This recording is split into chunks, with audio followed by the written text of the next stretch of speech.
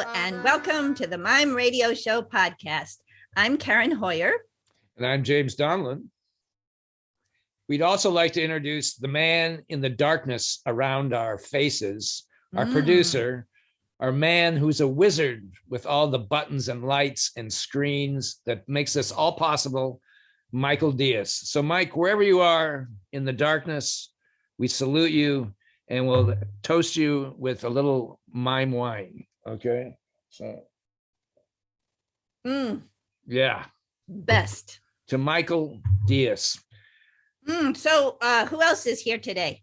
The other person lurking, or should I say glowing and illuminating behind the dark curtain is Joan Merwyn, who I'm going to talk to you about, introduce you a little bit about her before we invite her in. Joan Merwyn is an award-winning performing artist, educator, choreographer, and stage director. Her approach is a unique integration of contemporary mime, physical acting, and experimental theater. She has appeared from San Francisco to Montreal, from Eastern to Western Europe, from site-specific locations to colleges, international performance festivals, and opera houses. Reflecting over 40 years' experience, Joan has trained and worked internationally with some of the greatest influence in contemporary physical theater. As a choreographer director, her work has been seen on international television, including The Tonight Show and great performances. Joan has implemented physical theater as a healing force in the extended New York City community since 1983. Her workshops, performances, and residencies include populations who have a lot to say, but seldom have the opportunity to express themselves creatively. These include people in homeless shelters, mentally challenged adults, developmentally and cognitively challenged people of all ages.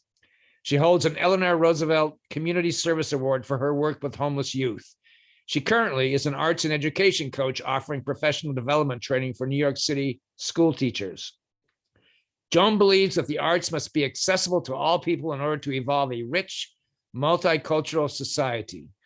Arts and education and community-based production work is an important foundation of her work.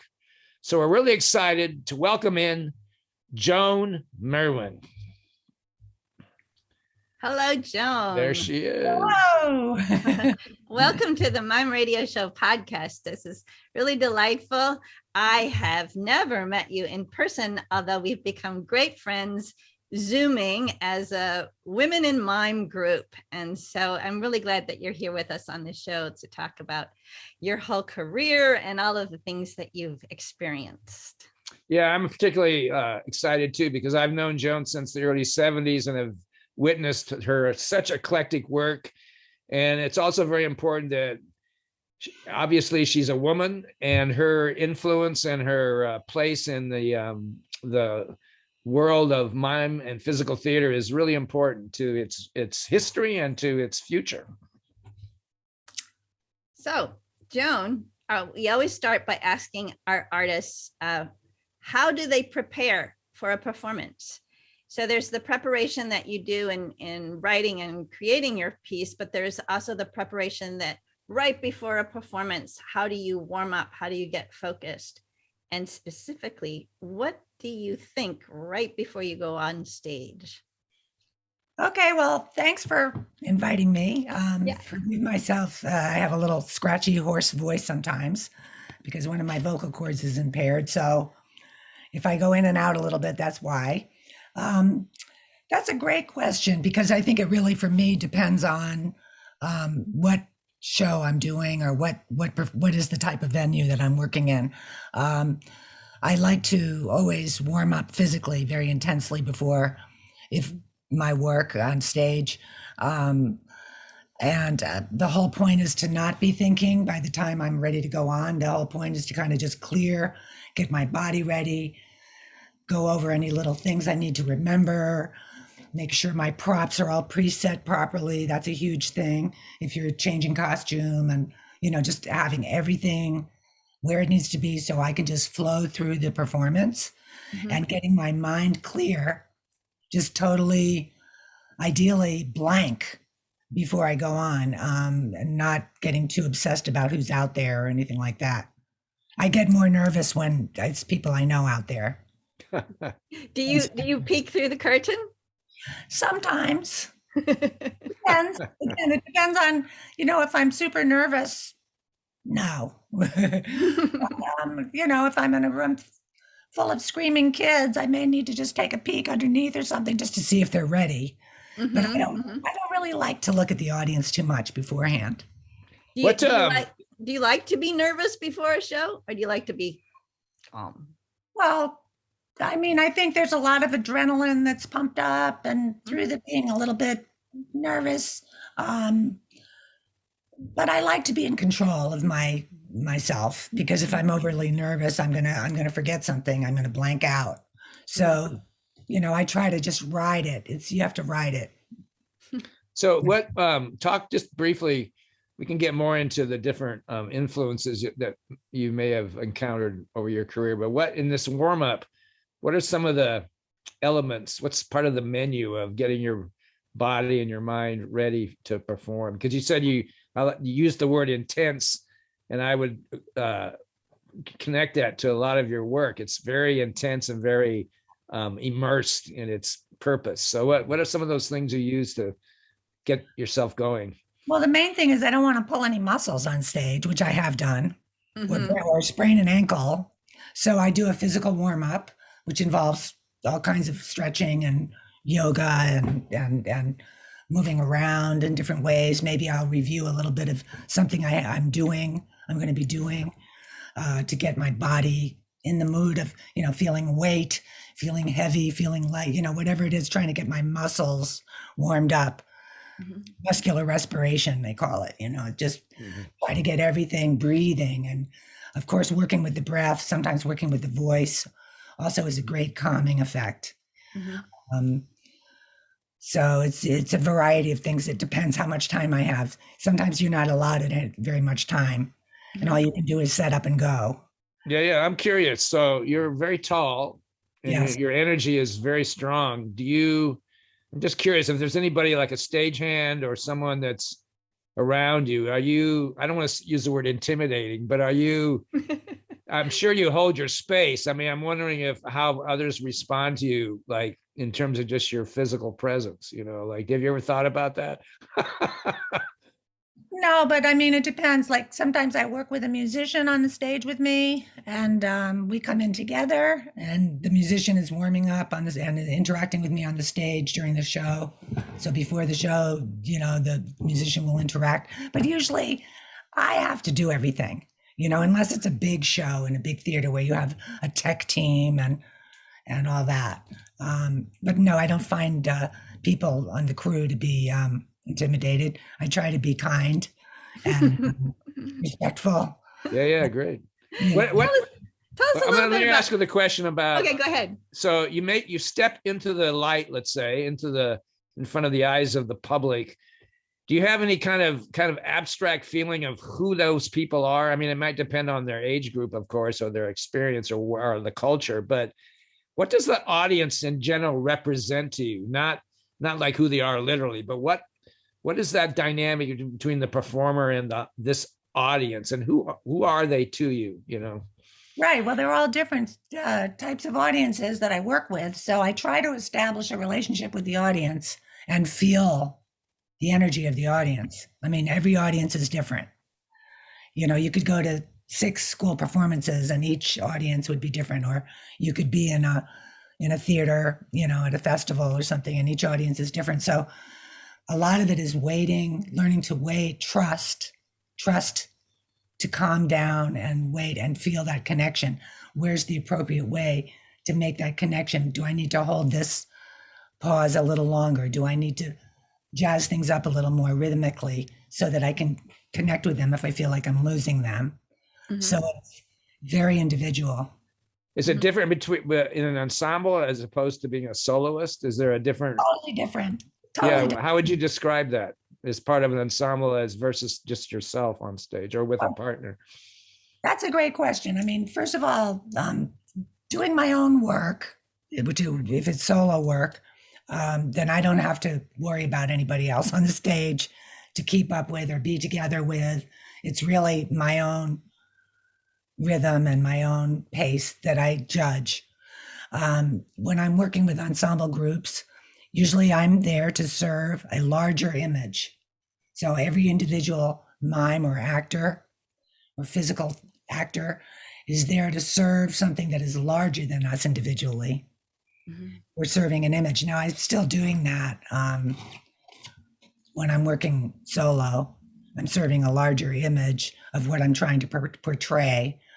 But when you're working with a bunch of people and you have to be in sync with them or you have to be counter to them, the timing is, you have to be completely eyes in the front and the back of your head, mm-hmm. and have the timing really perfect, like a fine Swiss watch. You got to be ready to respond to each other. And so it depends if it's choreographed work, and most of like what I did with the Adapters Movement Theater was choreographed work.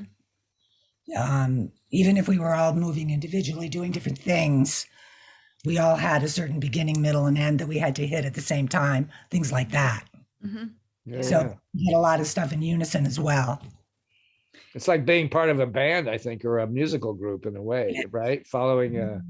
Very much like that. And having that awareness. Yeah. Is much different. So Joan, take us back to like what inspired you to take this pathway into physical theater and mime and the study of movement. Where did you start, and who are your influences? Wow. That's a big question. Okay. So first of all, I kind of stumbled into it.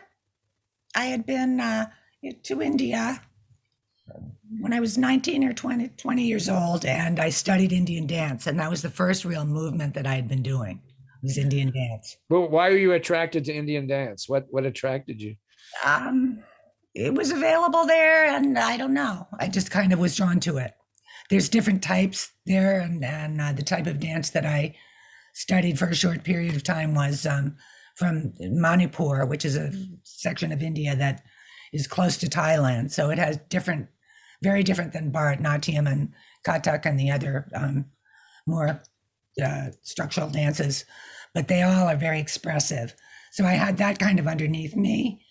And then I found myself when I was almost 21 years old in Berkeley, California, and I was walking down the street, and I saw this poster on the street. I saw several of them, and it was a circle. There was a Japanese brushstroke circle with lines going through it, and as the cardinal directions. And it was 5-week intensive with Leonard Pitt, 5 hours a day, 5 days a week. Wow. And mime. And I thought, mime. I don't know. It just hit me. It was like I saw Marcel Marceau when I was a kid. Mm-hmm. And I didn't know what I was getting myself into, but I ended up doing that and sticking with it. What kind of class was that? What kind of technique was Leonard Pitt sharing? Leonard had just come back from working with Decroux. He was one of Decroux's proteges. So it was very corporeal mime, very abstract, very structured, extremely articulated, three-dimensional sculptural movement in space, with a lot of counterweights and walks and isolations and all that kind of thing. Mm-hmm. And he would, of course, improvise as well. So 5 hours a day of this kind of cracked my body open. He did a very vigorous warm-up as well. Yeah, just a side thing to this, like, I think today this idea of doing it 5 days a week for multi-hours is rarer than it was in those times. Mm-hmm. And in my experience in the modern age, or now, that younger people aren't used to that kind of immersion. But that was the way it was, that you would, you were like a monk. Yep. You know, in a experience that was totally immersive, right, Joan? Yeah. Right, and that was pretty much with everything I did. You know, and then you also go to the Y, or so you find a studio with your friends who are also in class with you, and you practice some more after that, or before that. So it would be like, you know, and then you work around it. You find little odd jobs and work around it, like. So I ended up studying with a lot of different people. I would find the teachers that I wanted to work with, and I would move to that location and get a job there. Usually by the time I left Berkeley, I was teaching a lot. I was teaching in Berkeley too. I think it's so funny, Joan, because every time I've talked to you, when we've talked about like this famous teacher or this performing artist or this festival, and every time Joan says, oh yeah, I was there. Oh yeah, I studied with him. Oh yeah, I work with that person. It's like, who, after you left Berkeley, the Bay Area, who were some of the other groups that you while I was influenced by or worked professionally with? What were some of those other groups? Well, first of all, while I was still in the Bay Area, I worked with you, James. True. We got the more object illusion, pantomime, full body imagination. You really helped me with my imagination. You're such an incredible teacher. And some of the stuff you were teaching back then still sticks with me, and I'll still use it with my. Those were also the days of the clown. I know both of us were at the International Festival in 1974, and our eyes were opened by the European clown theater, like from Czech Republic, and Dimitri from Switzerland, Turba from Czech Republic, and so the idea of the theater clown became very close to us and very powerful influence for all of us at that time. Existential stage clown. Yeah, Eastern Europeans were really experts at it. Yeah. And you also studied with Tomaszewski, right? Is that right? A little bit. I was in Poland 3 times, but let me just go back a little bit more. Oh, okay. I was in the Bay Area. I also studied from people like R.D. Lang and Sandra Archer, who started the San Francisco Mime Troupe, and they were teaching political theater and Brechtian work. And so I got that. And then I was also collaborating on a lot of different projects, performance projects with different groups and companies. I worked with C.C. McCarthy. We were Fools Unlimited, which was mime clown theater. We toured up and down the West Coast. The women's movement was very supportive of us. And we did very well. And then I collaborated on, new vaudeville was happening then too, like the whole new vaudeville movement. Like we were doing new vaudeville, James, before the term new vaudeville existed. Yeah. Really. So all of that stuff kind of feeding into it. Yeah, it's interesting to note that in these early years, like let's say mid 70s, even the time, Karen, when you were in school at North Carolina School of the Arts in the late 70s, that period of time, especially in the early 70s, was a chrysalis. It was, the clown art, the mime art really wasn't more in the forefront yet. In the 80s, it kind of grew up a little bit. In the 90s, it had a period of where it dived somewhat. But those early 70s, because of they had just, we had just had the Vietnam War, and civil rights and assassinations and drugs, everything was colliding at the same time. So the pot was so rich and so diverse for physical theater artists. I feel lucky with having been there with Joan at that time to spur us forward. And we were there at the beginning of all this, Yeah. And then people would come who had trained with DeCreux, and people would come who had trained with Lecoq.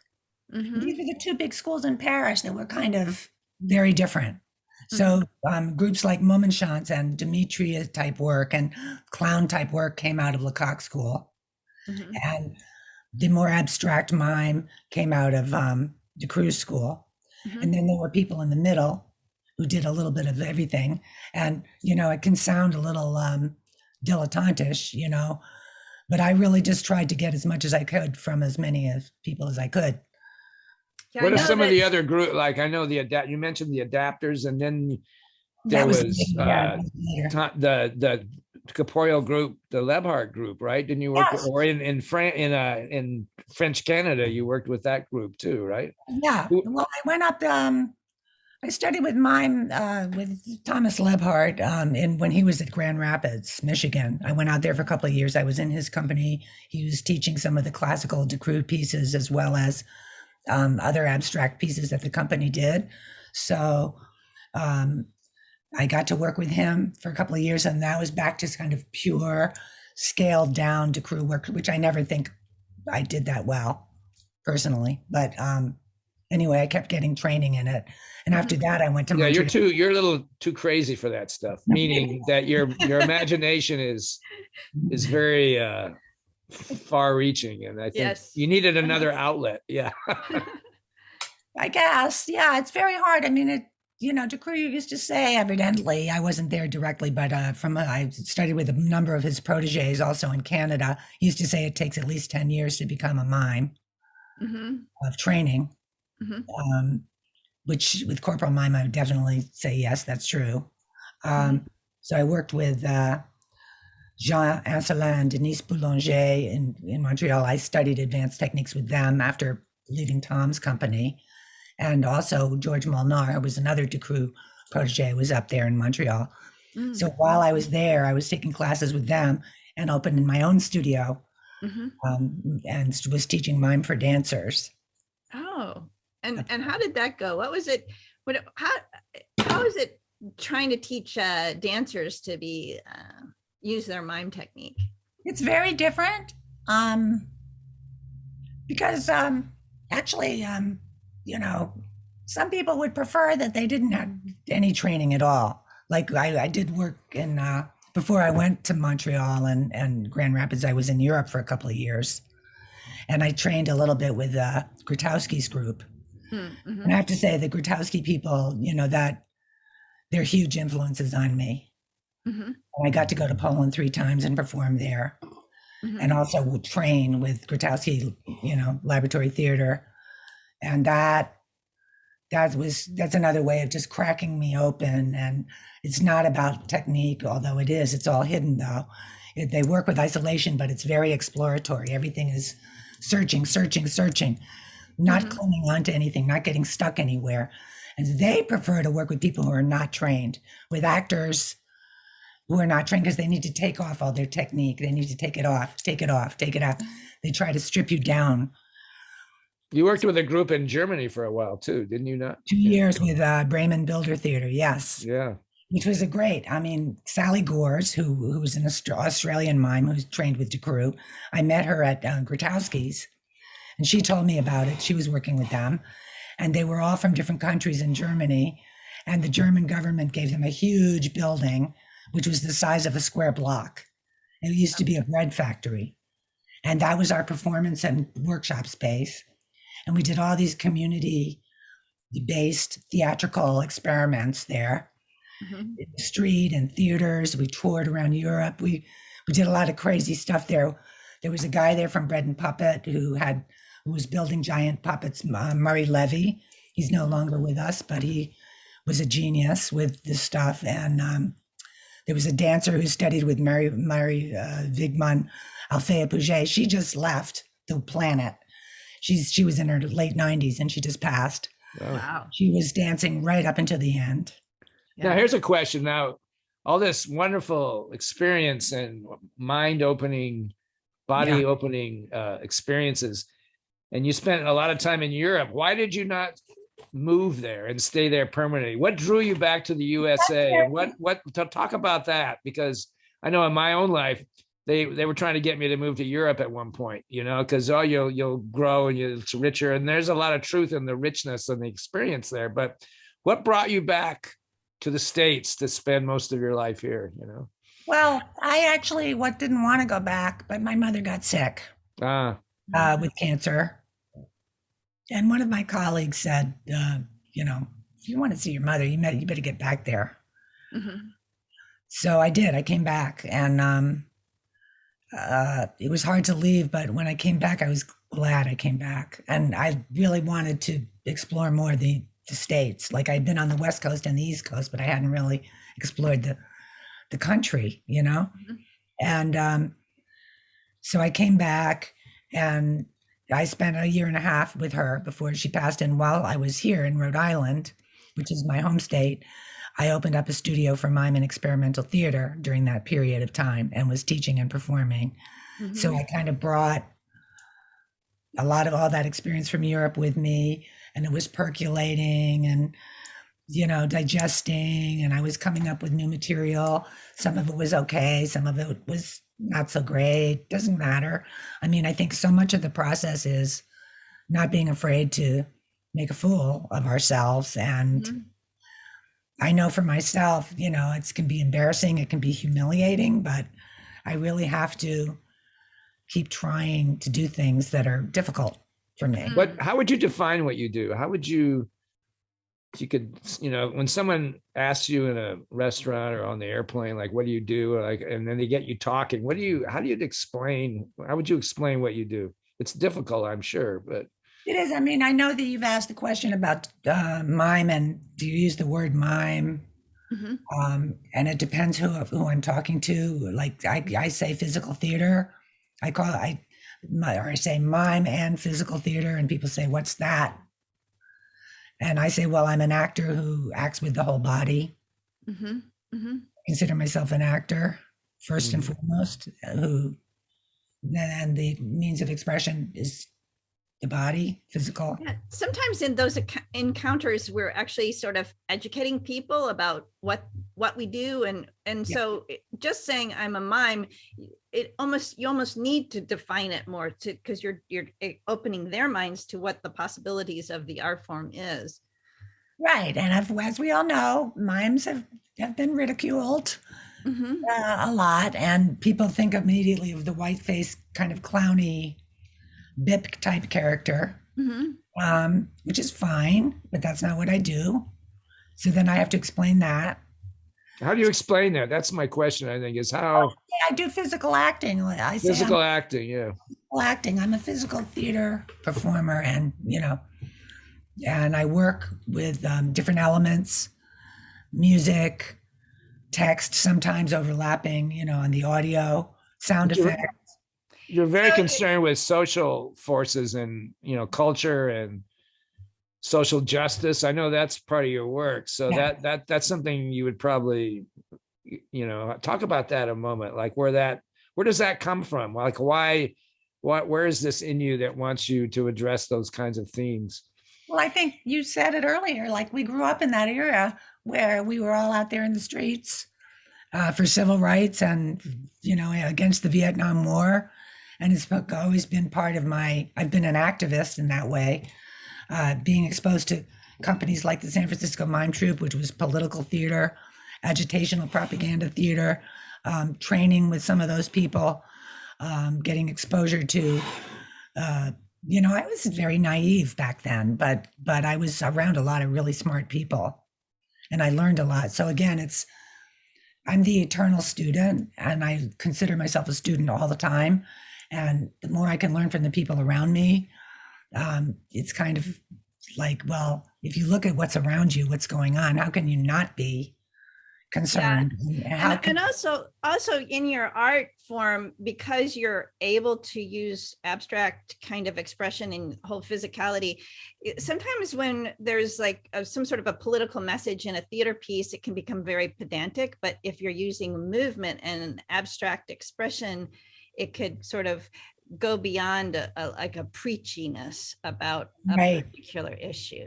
Right, and that can be that I try to actually blend very personal material with socially relevant material. So tell us a little bit about your process. Like if you have an idea or a specific concept that you want to explore, how do you start? It depends. Sometimes it's a piece of music or a text. Sometimes it's a costume or a prop. And I'll start playing with it. Sometimes it'll be an idea that I get. It's really not the same. The creative process is when I get an idea that I want to do something, it's a gift. I feel like it's a gift that comes through, and then I have to follow it. And very often it's just off of a piece of costume or something.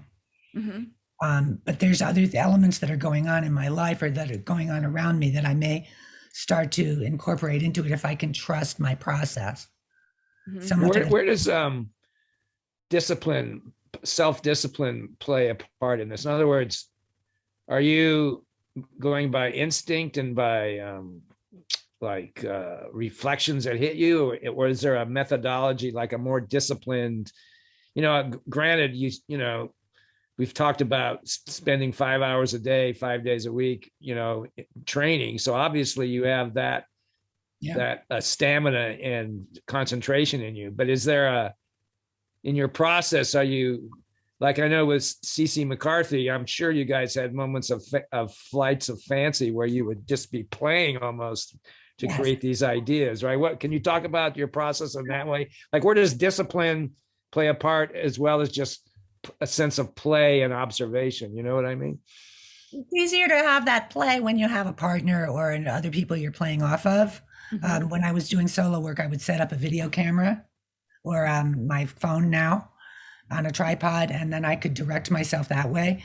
But it's great, one thing is definitely just renting or putting aside studio space. Are you good at that? Are you good at disciplining yourself?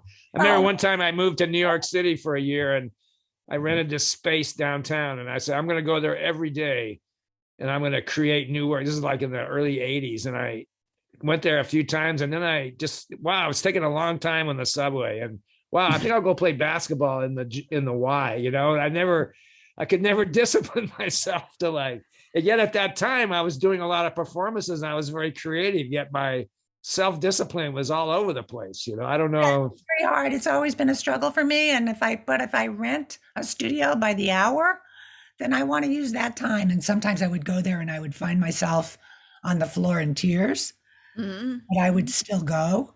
Or sometimes I wouldn't get that much done, but I was there in the space and things were percolating. Yeah. So those moments when you're just in the space, those are still valuable. Sometimes you have to get out of your home space and go someplace else. I know that this same concept that we're talking about has been like my theme word for the year is creativity and discipline, because those you have to have both. Yes. Yeah. So I'm putting aside the time and honoring and respecting that time for the work and not beating ourselves up if a huge amount doesn't get accomplished. It's patience, perseverance, and it's practice. So when in doubt, just practice some technique. Yeah, you're right.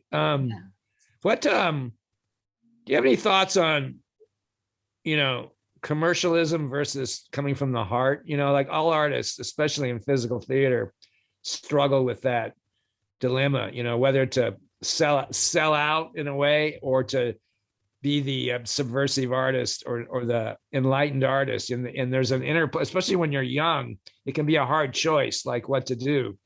So do you have any thoughts on that? Like, how does one choose their path in terms of that environment they want to work in? I think one has to do what one feels is best for them. Luckily, I haven't really had to face that. I mean, nobody's offered me anything where I would have to sacrifice my integrity to do it. But it's very hard to make a living doing sort of fringy, abstract, small theater work. One needs to develop a sideline. If you want to be really true to your own process, have another way to make a living and don't try to expect to make a living. I mean, teaching has always been the way I've been able to make a living, which is such a gift. Teaching. Yeah, but I think we'll talk about that more at length in a few minutes. But to me, I always felt the artist, part of their responsibility was to teach. I think you probably feel that way. I know you have a strong feeling about, communicating what you know to others, to inspire them. But also this whole aspect of what you're saying is like separating the way you make money from the way you make art, that then your art has this special place. But I'm also really curious, like, what makes us keep pursuing it? If it's not something that people are rewarding us for, what is it that motivates us to keep making art? Right. We have to fall in love with it. It's a love affair. Yeah. Also it's a good thing that, like if one hasn't done a lot of commercial art, maybe that's a good thing. That means that people don't ask you because they know that you have this other vision that's so very strong, and people don't want to bother you in a sense, and there's that aspect of it too. If you don't do a lot of commercial work, or maybe that's the way the world is, and we're not going to approach you because we know that you're not that kind of person, so. For my own performance work, that's true. But like I've been hired to choreograph like a cappella groups, like things like that, like Rockapella. I don't know if you've heard of them. They were on television a lot, and I choreographed, but I had them doing all this abstract movement and fun stuff while they were singing a cappella. It was wild stuff. They eventually started dropping the choreography because they wanted to be more hip and cool. But they still do some, we're doing some of it, 20 years later. So I would be willing, or like I did a little bit of work with, an opera company helping to choreograph and direct. So I think it depends on the gig. If you're hired as a choreographer, I don't see myself as somebody who could choreograph a musical, a Broadway musical. Like, no. Yeah. What, we're talking a little bit about time passing. So yeah, how does one adjust for time physically as well as mentally? We're all getting older. How does one adjust, to that as an artist, and especially in physical theater where the, bodies change and so forth? Yeah, we have to honor our bodies no matter what phase of our lives we're in. And, I've taken breaks. I take breaks from the work, to do other things that interest me.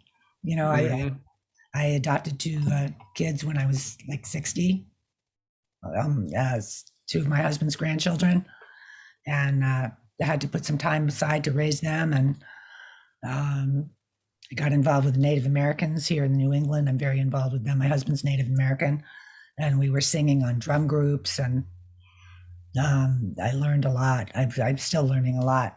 I have a lot of other interests. I have friends in the therapeutic community. I'm very interested in, dealing with people who've undergone trauma through the arts and helping them through their trauma through the arts practices. So there's a lot of different ways I've kind of gone off and then come back to my work, and gone off and come back to my work. Especially the last 10 years. But I think slowing down, I have slowed down, but I actually, about a year ago, I started working out regularly with some online classes, and it's keeping me in shape. So I feel like I'm ready. If some brilliant idea dawns upon me and maybe I can do something again, create a new show, maybe something that's based on my life at this time, or what's going on in this crazy world at this time. But it's really not that important to me to perform anymore. I feel like I've done it so much. Although it's also true that I know when we have our women in Mime group that gets together on Zoom, we all get pretty jazzed about the idea of performing and interacting, because all four of us are so different in our styles that we really, I get so inspired watching you, because whatever the prompt is, your version of it is like, well, I would not think of it that way, so it that ongoing sort of desire to perform or explore or create is, I think that's something we're born with, and it doesn't go away. Yeah, I feel like I had to cultivate that in myself, and James helped me a lot with that. And he was very creative in his teaching and encouraged creative imagination, which came very naturally, I think, to James. But to me, I was more held. I was more self-judgy and all that stuff. So I've had to work through a lot of stuff to get to a place where I feel free enough to play. And I think that's part of the actor's process as well. Any actor, who goes through any kind of training, besides just learning lines and standing around on stage, they're going to go through a process where they kind of have to break themselves open a little bit and deal with their feelings, deal with their issues that come up. So, yeah. Another really strong part of your life is working working with kids and training them and sharing the arts with them, but also you're very strong in training teachers to use the arts creatively and also like with curriculum integration of the arts in the schools. Can you tell us a little bit about what's your process there? Right. Well, I joined a group. I'm working with some people. We got some federal funding in New York City. Mhm. And for the past 10 or 15 years, we've been developing this program called Everyday Arts for Special Education, or EASE, EASE. And now it's branching out into general education as well. But basically, it was federally funded by the Department of Education, the U.S. Federal Department of Education, to develop these methodology that we've come up with to train teachers. So it's, a lot of the schools get their budgets cut. And when their budgets get cut, the arts programs are the first things to go. So the kids are sitting around, forced to sit in chairs. Half of them don't even have gym. And they have no outlet, right? And it's driving the kids nuts. And the teachers. So we want to give the teachers tools that they can work with that are arts-based tools that are simple enough, very, very simple, but effective, that they can do them themselves. They don't need an artist to come in and do it for them and be the great, wonderful artist, because I've done a lot of those kind of residencies too, where you go in, you charm everybody, you do a show with the students, and then you leave. And the teachers are left going back to the same old thing they were doing. So now it's all about, we're trying to train teachers so that they can use little tidbits of things throughout the day to help bring their kids up. And the kids, let me tell you right now, the kids in most school systems in the country are so far behind, but they're all in the same place. So behind what? But they're not up to their academic grade level because of COVID and having been home. And a lot of them are traumatized as well. And the first thing we like to hit is the social emotional development of the child and of this class. So we try to get them engaging with each other and in appropriate ways, because there's a lot of behaviors and acting out behaviors and challenges that teachers are facing in the classroom with their students. So we give them a lot of tools for that. Are you using some of the techniques and processes you've always worked with, or is there something different now? I mean, in some ways, people always ask me, what would I do with kids, or what do I do with this group and this group? And I always say, well, it all comes from the same pot in my mind. You just kind of work from the circumstances in the moment, but the basis of what you're doing is always the same. Would you feel that way, or do you have a different? When I'm doing solo work in a regular residency in a school, I can pretty much do whatever I want, and I can gear it in any direction I want. Very often it depends what the school wants, what the teachers want. But with this particular program, we integrate music, theater, which includes mime, visual arts, and dance. My question is, given your, we'll call it pedagogy, your way of doing things, do you find that what you've always done will work if you kind of qualify it to the circumstance, or do you have to bring in new things that you've never worked with before? You understand what I'm saying? Bring in new things, because I was trial and error for years, like working with special populations, like working with children or adults even on the autism spectrum, for example, who can't think abstractly. They're very smart, but they can't necessarily communicate, and they can't necessarily think abstractly. So let's pretend is out the window with that group. But with an emotionally challenged class, with kids who have emotional disorders or challenges, then that kind of imagination work works really well with them. So it's different things. And I've learned a lot from working with different art therapists and things like that. It's quite different than what I do, like with my performance work.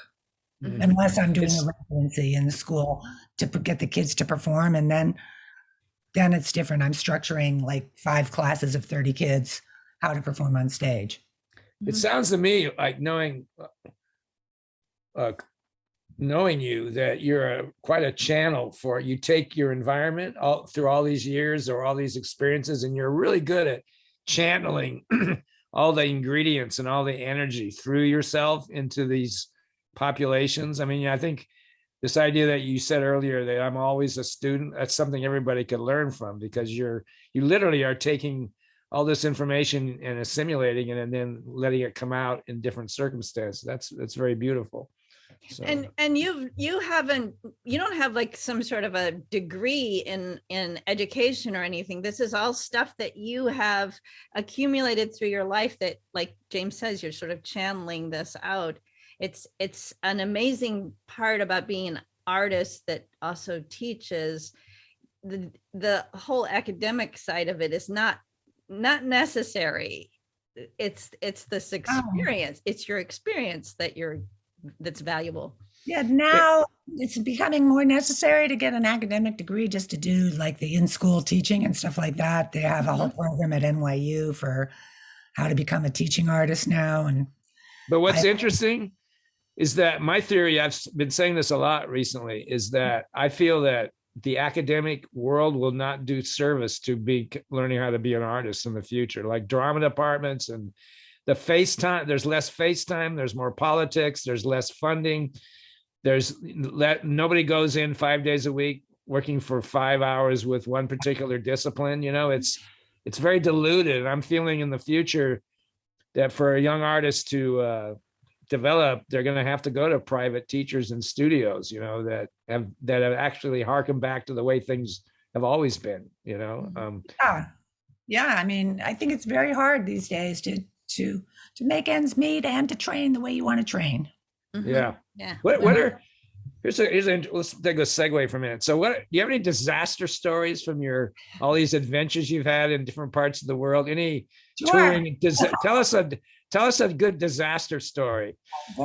We went to, when I was in Tom Lebhart's company, a corporeal mime theater, we came to do, they were having a mime festival or something at Dance Theater Workshop, DTW. In New York, right? In Manhattan. That's a big deal too. Yeah.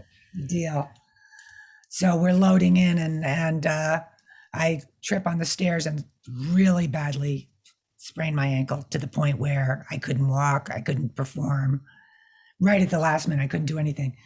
That happened to me once with the adapters when we were running off stage to take our curtain call and running, there's 14 of us or something on stage, running off and on.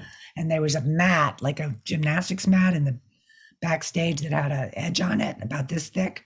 And my ankle went over it. Oh gosh. And I sprained my ankle on tour again. And I've hurt my back a few times. I've had a few boo-boos. So the one with the Dance Theater Workshop performance, were you able to go on, or did you somehow, or you just couldn't work? Okay. Yeah. No way. Yeah. Wow. Rolling up like that, I was crawling on my hands and knees. Wow.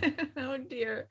I fell off a stage once in the darkness. The guy turned the lights out, some college I was performing at, and I walked right off the stage. Luckily, I didn't hurt myself, but I did that too. I rolled right off the edge, and I was like, I had no idea where I was. I had another experience where the lighting person went to the student union and got drunk at intermission, and he came back drunk.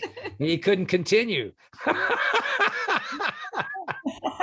So what did you do? Just stop the show? I did that. Somebody filled in, and I had to kind of coach people in 2 minutes before we started the second part of the performance, but crazy times. And then you have costume snafus where you're trying to change in 10 seconds. Right. And there's this audio going on in the front and the thing isn't working, and there's always something like that. Yeah. Tell us about some of the kind of infamous or complicated props you've maybe had to work with. I've seen some photos of you where there's some really interesting costumes and other things that are in with you, there's the one that sticks out that was particularly challenging to work in, or particularly interesting and exciting to work with. Well, with Margolis Brown adapters, we did the Industrial Mermaid. Oh, this is a great story. because it includes a problem that happened, a disaster kind of problem. So, there's this huge heating duct, heating duct tubing, which is very heavy because it's been wrapped in duct tape on top. So it's very heavy. So I'm manipulating that, and I'm inside of that. I'm the industrial mermaid. So they were commissioned to do a piece down at Coney Island. You can see pictures on their website. We'll make sure we have that. I know that photo you're talking. We're gonna put that on the website. Yeah, right. There's so they drag me out of the water. I'm down under, they put seaweed on top of me. I had painted my body green, and I had this little halter top, okay? Little piece of cloth tied around here. And they put me up on this pedestal, and they carry me, and I'm inside this tubing, screaming at the top of my head. It was just like they're all following. And there's an audience on bleachers up on the sand. And first of all, it was a very windy day. So the tent that I was changing in blew away the entire tent. Next thing you know, after I'm done performing, I realized my top had come all the way down. During the show? During the show. And nobody said anything. They probably thought it was part of the performance, right? I might have painted it green. It was green also. But and I had no idea until after the show. But they didn't let me hear the end of it, Carrie and Tony. That's funny. Wow. So, Joan, I know that we have talked about this quite a bit with our Women in Mime group, what the role of women in the arts is. And mime is a particularly male-dominated art form. What has been your experience as a woman throughout your career? It's okay, James. We're not putting you down, James. It's just I'm gonna go drink. No, you need to hear this, James. Okay, I'm all ears. Yeah. So very often we encounter the image of a mime is a male mime. It's, again, the stereotypes, the roles that mime uses a lot of iconic characters, and often they're male. So your experience as a woman. Well, in all the classes I've taken, and I'm still taking classes, I'll take classes probably till I die. There's always more women than men in the classroom. That's true. There's true. Very few men, and it's the same with dance.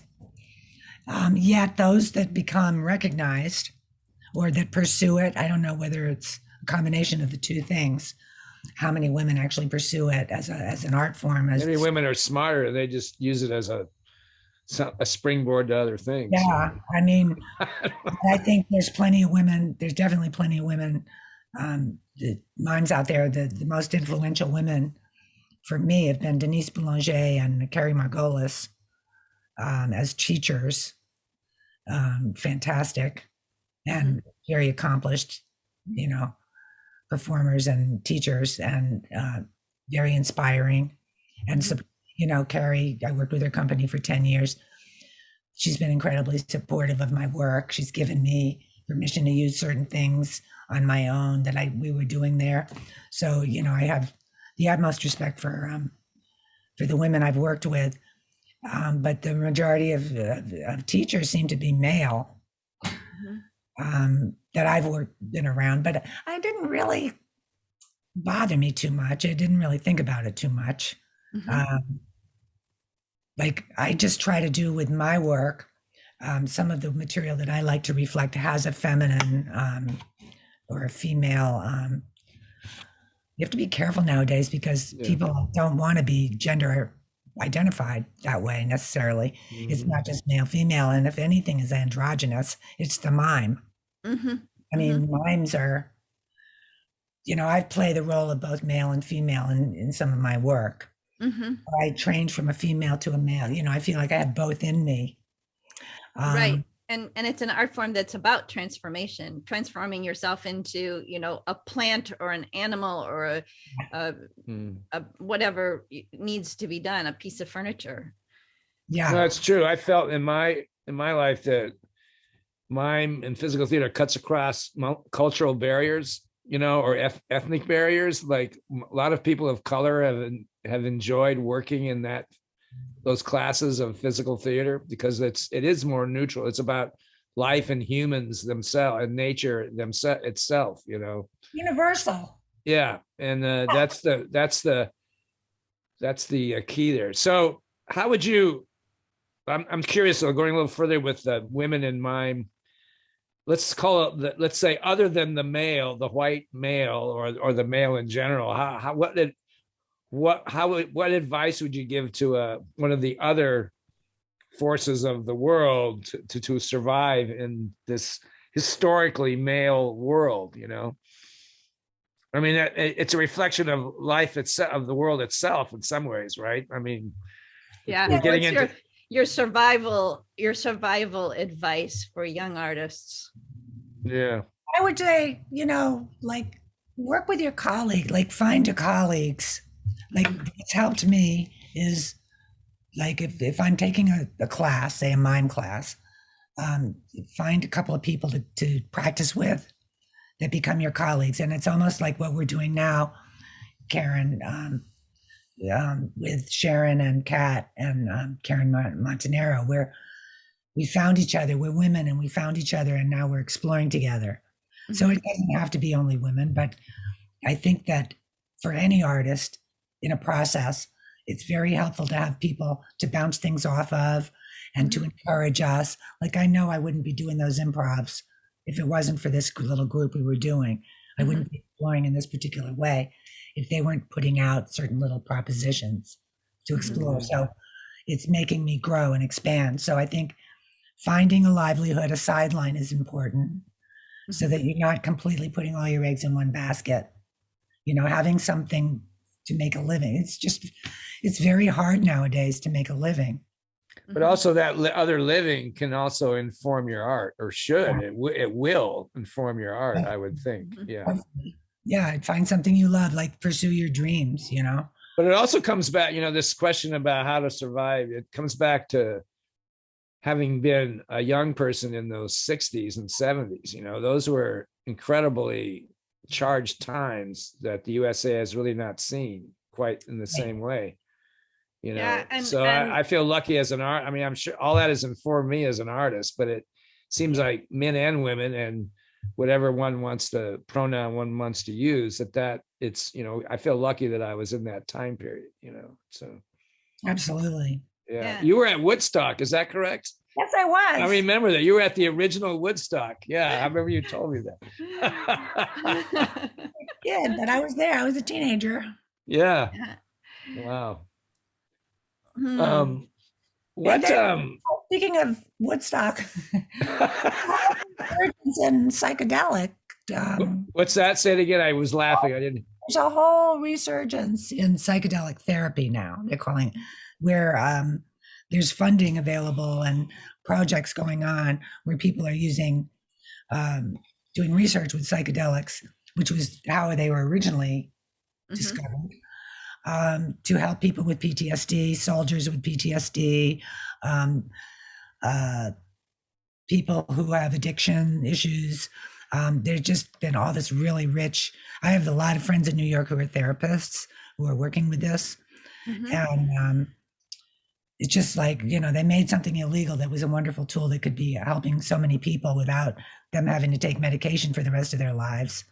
So just saying, like, what goes around comes around, like, Yeah, there's a, we also have to look at the fact that right now the world is in a terrible situation in so many different categories, and the young people that are growing up now, I mean, we all grew up in that time period, but the people that are growing up now, they're facing a whole nother kind of a situation, and the idea that somehow becoming active in the arts could help and inspire and in a therapeutic way, in a growing way. It's so elusive though. Like when we were young, we could live in a place for $50 a month. That can't happen now. That will not happen now. So what would be your advice, just in general for a young artist, Joan? How would one search out their calling in today's world? What are some things they could do you think? Well, it depends what they want to do, but Yeah. they need to find programs that they want to participate in, like training programs. But And this then, colleague thing you were talking about, I think would be important, finding yeah, the tribe, your own tribe, so to speak. yeah, find the others. Yeah. Find the ones that want to explore. What about legacy? Do you have any feeling about your personal legacy, or is that important or not important, or so forth? What's your feeling on that? Like, should an artist be remembered forever, or is the work itself transcending somehow without a title or without a name? You know what I'm saying? I'm not sure how I feel about it, really. Yeah, well, that's good. How do you Um, feel? What talk about that? How come you're not sure how you feel about I it? haven't spent a lot of time thinking about it, about my Yeah. legacy. I would like to have some of my work recorded for posterity, I suppose, but like fame and that kind of recognition isn't that important to me. But I think being able to pass on important teachings that might help people, like you were saying, Karen, is important to me. Yeah. Maybe We've all of us were mentored by others, when we were young, and that I think that's part of the mission of being an artist, is to pass down the information to others. So Joan, one last question that we always like to ask: what do you want to be when you grow up? Ooh, what do I want to be when I grow up? I don't know. I think I have pretty much fulfilled most of my dreams. Oh, wonderful. I've been a gypsy traveler, mime performer. I've met the man of my dreams, who I married 10 years ago. I've had a lot of love in my life. I've had some dear friends in my life. I just feel like blessed that I've found something that I love to do, and I'm able to continue to do it. And that to me is the ultimate. I never have felt trapped in a job I didn't like. Example. That's wonderful. Yeah. Thanks, Joan, for being with us for this hour or so. What a wonderful conversation. Thank you so much. Thank you so much for having me. You're welcome. Mime Radio Show, everyone. Stay tuned for another exciting guest sometime in the future. Thanks again, Joan. Thank you, Joan. Thank you. Bye. Bye.